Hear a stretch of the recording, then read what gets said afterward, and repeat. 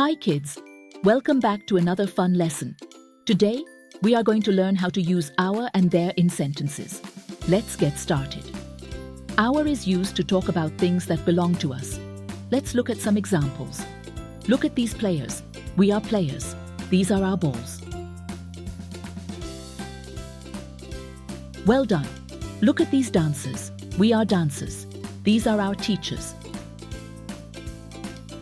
Fantastic there is used to talk about things that belong to others.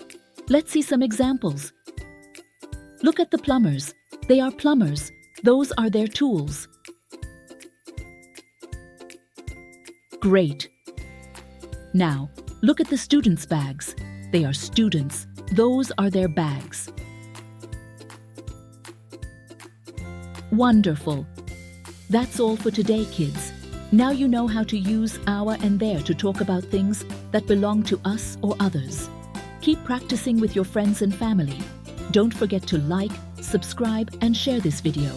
See you next time. Bye-bye.